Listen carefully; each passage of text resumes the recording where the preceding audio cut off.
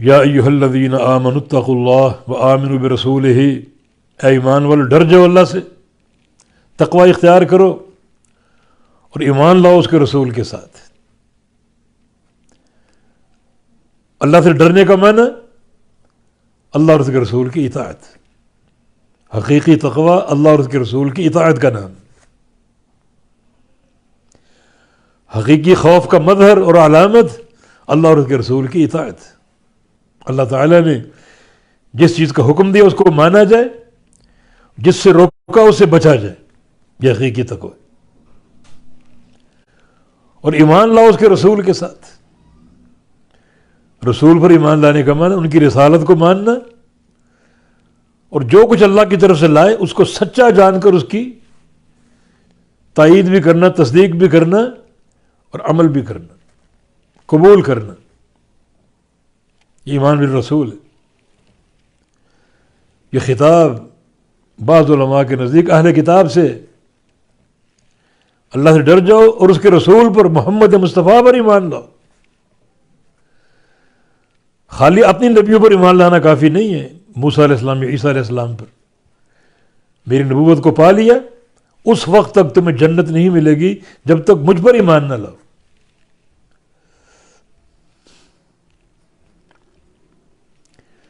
تو ایمان والو ڈر جاؤ اللہ تعالیٰ سے اور ایمان لاؤ اس کے رسول کے ساتھ۔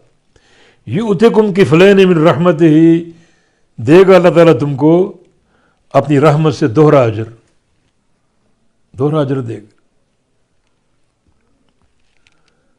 یہ بات حدیث میں بھی ہے، نبی علیہ السلام فرمان کہ ثلاثۃ لہم اجران، تین قسم کے لوگوں کے لیے دو اجر ہیں۔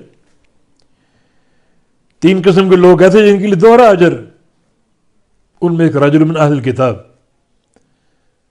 وہ بندہ جو اہل کتاب سے یہودی یا عیسائی ہے، اپنے نبی پر ایمان لائے، ثم ادرک بھی، پھر مجھے پا لیا، محمد مصطفیٰ کو پا لیا اور مجھ پر بھی ایمان لے آئے، تو ایسے لوگوں کے لیے دوہرا اجر۔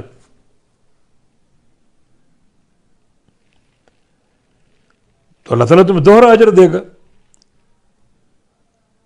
وَيَجْعَلْ لَكُمْ نُورًا تَمْشُونَ بِهِ، اور تم کو نور عطا فرمائے گا جس کے ساتھ تم چل سکو گے۔ دنیا میں چلنے کا معنی نور ہدایت، قبر میں چلنے کا معنی قبر کی ظلمتیں دور ہو جائیں، اور قیامت کا ایک لمبا سفر ہے، کبھی یہاں جا رہے ہیں کبھی وہاں جا رہے ہیں، پھر جنت کا راستہ پل صراط، ہر مقام پر چلنا، اور یہ چلنا نور کے بغیر ممکن نہیں ہوگا۔ تو اللہ تعالیٰ تمہیں نور عطا فرمائے گا، بہت بڑی سعادت ہے یہ۔ وَيَجْعَلْ لَكُمْ نُورًا، اور بنائے گا تمہارے لیے نور، تَمْشُونَ بِهِ، جس کے ساتھ تم چل سکو گے، وَيَغْفِرْ لَكُمْ، اور بخش دے گا تمہیں، گناہوں کو معاف کر دے گا۔ واللہ غفور رحیم، اور اللہ تعالیٰ بڑا بخشنے والا اور بڑا رحم کرنے والا ہے۔